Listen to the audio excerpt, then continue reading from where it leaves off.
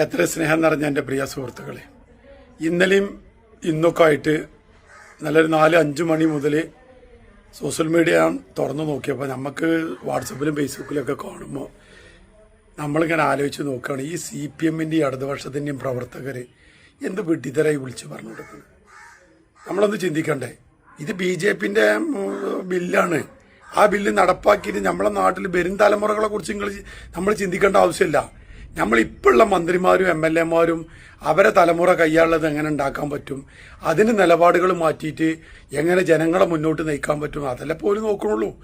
നമ്മളിപ്പോൾ വരുന്ന ബ്രിട്ടീഷുകാർ ഇന്ത്യയിൽ പണ്ട് സ്വാതന്ത്ര്യമായി അന്നത്തെ കാലത്ത് കുറേ വിവരമില്ലാത്ത നേതാക്കളുണ്ടെന്ന് വെച്ചിട്ട് ഇന്നത്തെ യുവ നേതാക്കളായ പോലല്ല. നമ്മൾ മനസ്സിലാക്കേണ്ടതാ. നമ്മളെ മുഖ്യമന്ത്രി കണ്ടില്ലേ? നമ്മളെ മുഖ്യമന്ത്രിനെ കണ്ട് പഠിക്കണം മറ്റുള്ള മുഖ്യമന്ത്രിമാർ. 27 സ്റ്റേറ്റിലെ മുഖ്യമന്ത്രി കൂടിയും ഇത്ര നുണ പറയാൻ കഴിവുള്ളൊരു മുഖ്യമന്ത്രി നിങ്ങൾ കണ്ടുക്കണം. ഈ പത്രക്കാരടുത്തും ഈ ചാനലുകാരടുത്തും മുഴുവൻ ഇതൊക്കെ രേഖ ഉണ്ടെങ്കിലും അണികൾക്ക് ആവേശം കൊടുക്കണ വർത്താനല്ലേ മൂപ്പര് പറയുള്ളൂ. അതന്നെയല്ലേ ഇപ്പോൾ അത് കുഞ്ഞാലിക്കുട്ടി മിഞ്ഞാന്നൊക്കെ പറഞ്ഞു പോയത് നമ്മൾ കണ്ടു. അപ്പോൾ അതുകൊണ്ട് എന്താ അറിയോ, നിങ്ങൾ ഇവിടെ ഇപ്പോൾ മുമ്പ് ഒരു സമരം നടത്തിയിരുന്നു. കേന്ദ്ര വിദ്യാഭ്യാസ നയം നടപ്പാക്കി അറബിക്കടലിലേക്ക് വിളിച്ചത് ഓരൊന്നും നിയമസഭയില്ലല്ലോ. KM ഷാജിയൊക്കെ ആദർശമായ നിലപാടുള്ള നേതാവാ. 50 ലക്ഷം റുപ്യ കക്കൂസിന്റെ വെള്ള ടാങ്കിൽ വാദിച്ചു ആദർശം ഉയർത്തിട്ട്.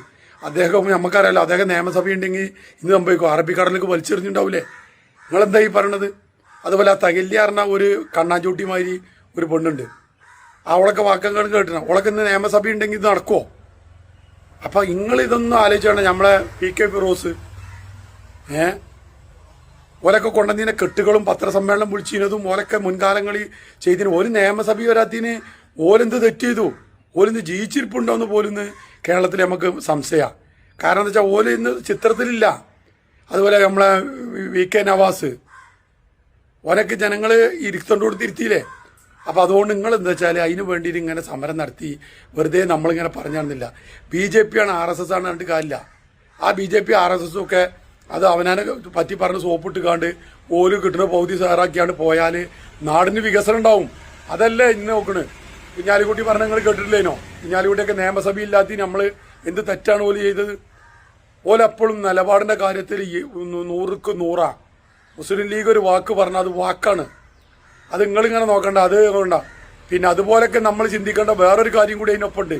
നിങ്ങളിതൊക്കെ പറയുമ്പോൾ കുറെ മുസ്ലിം നാമധാരികളുണ്ട് ഇവിടെ, തൊപ്പിയും താടിയൊക്കെ വെച്ച് ഇവരിങ്ങനെ അതിന് സമരം നടത്തിയതിന് പോലെ പത്രത്തിൽ ഭയങ്കര എഴുത്തിന് AP, കൂപ്പി, സൂപ്പി, ജമായത്ത്, പോപ്പുലർ ഫണ്ട് ഇവരൊന്നും ഇപ്പോൾ ഓലും കാണാനല്ലോ. പിന്നെ നിങ്ങൾ തന്നെ ലീഗിന്റെ നെഞ്ഞത്തേക്ക് മാത്രം പാഞ്ഞു കയറുന്നു. ലീഗ് നാടിന്റെ നന്മക്കെ ആലോചിക്കുള്ളൂ, കൂട്ടുകൂടുതൽ ഓല നന്മി. അതിന് നിങ്ങൾ വേറൊരു കാര്യം മനസ്സിലാക്കണം, ലീഗ് ചെയ്യണത് എന്തെങ്കിലും പൊട്ടത്തരം ചെയ്യണോലല്ല ലീഗ്. ലീഗ് 100 റുപ്യ കിട്ടുകയാണെങ്കിൽ 50 റുപ്യ നാടിന് ഉപയോഗിക്കും, 50 റുപ്യ ഓലെടുത്തുണ്ടാക്കും. അത് ഓല ഇന്നും നില തുടങ്ങിയല്ല. നിങ്ങൾ ഓല നന്നാക്കാനോ മെനക്കെടണ്ട, നിങ്ങൾ സമരത്തിനും പോകണ്ട. കാരണം എന്താ വെച്ചാൽ നിങ്ങൾ സമരം നടത്തി ഇത് മാറ്റാൻ നമുക്ക് പറ്റൂല.